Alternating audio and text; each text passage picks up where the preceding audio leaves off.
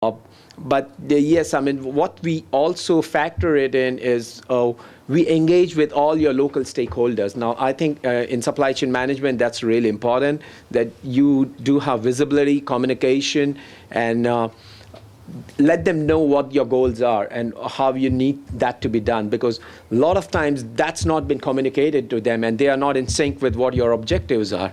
And I think it's very imperative that we need to have involvement, not just in terms of business, but on a person-to-person basis as well, and make sure that they are a part of the larger dream that you want to achieve. So, I mean, on a charity sector, one of the questions that he asked is how sustainable is this? Now, putting into the question that you asked on the legacy part of it and succession, because a lot of these charity organizations have been started by the likes of gentlemen who have made millions and billions, and apparently it's just a foundation that they take it forward. And what happens possibly after he goes away?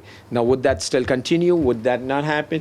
So, in our organization also, what we have done is we have made sure that when you have patron members and advisory board members, it comes as a policy, and not from an individual, but it comes from the company's policy that this will continue for next 25 years or next 10 years, irrespective of the person being there or not being there. So, because that basically, I would say, would be sustainable philanthropy, so to speak. So that's exactly what we're looking at.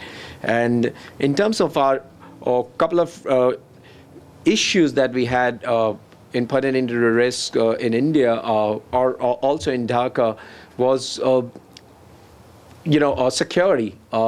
When you're deploying the systems, do you, what do you do in terms of, because we are giving it away for free, frankly speaking, and then you have people taking it away, you have people, politicians coming in, identification of the beneficiaries becomes difficult because certain political entities want this to be deployed in their pertaining to their areas.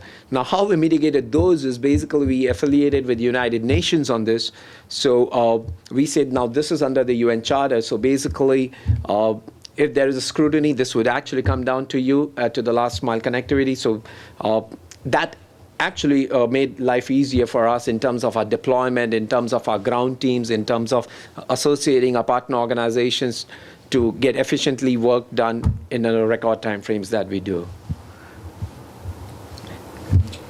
So it looks like, the way I understand, there are so many different entities involved in this project, right? So you are charity, and then local government is also involved. They want to make their people happy, and then there's they need the votes, right? So yeah. And then solar panel company, they want to probably make money, and logistic company, they provide services for financial gain, right? So all sorts of different. Logistics would come into being socially responsible, yeah. So.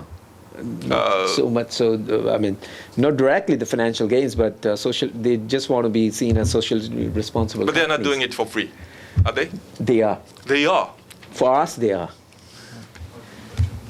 But by providing you a free service, do they gain future business from the local government? Absolutely. Yes. Okay. Absolutely. So that's an incentive. Because you need to understand, pertaining to the biggest challenge with logistics company. I mean, this would be the highlight for them.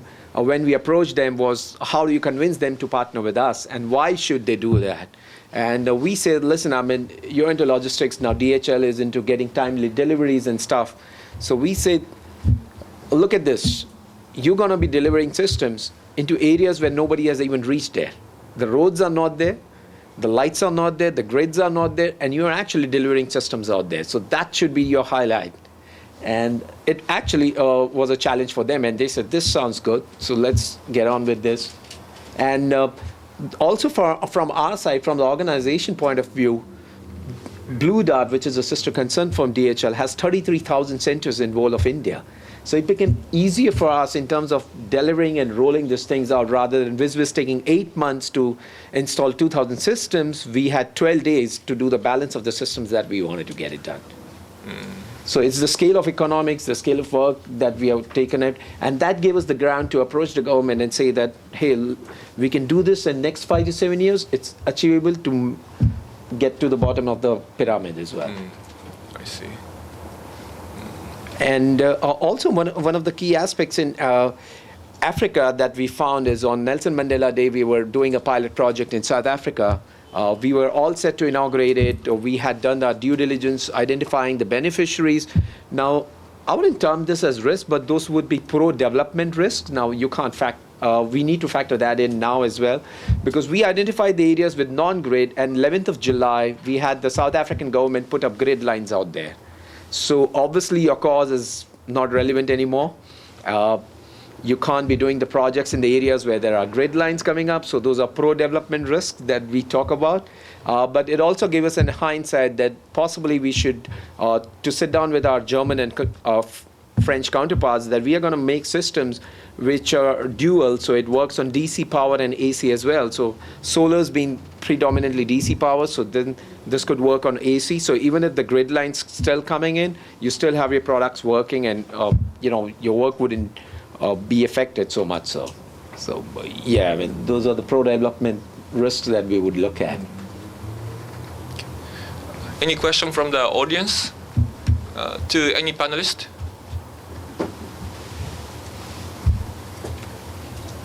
Just go ahead. Oftentimes with risks, and especially with supplier risks, companies usually have a contract management procedure and policy in place so that there's some standardization as to how they look at risks associated with supplier.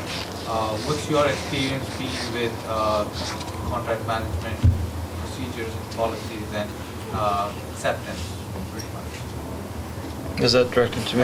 Yeah. We have in large contracts, the contracts above a certain threshold, we have a formalized contract management group that's assigned to that. It has a formalized risk assessment that goes through the senior leadership in that respective area, and they'll take a look at what are the known risks. It's often not the known risks that get you, and so it's a matter of doing the best that you can based on your experience in the past, both in the supply chain in that geographic region, the customer in that geographic region, and trying to quantify that into whether or not it's a financially reasonable risk to take for the contract value.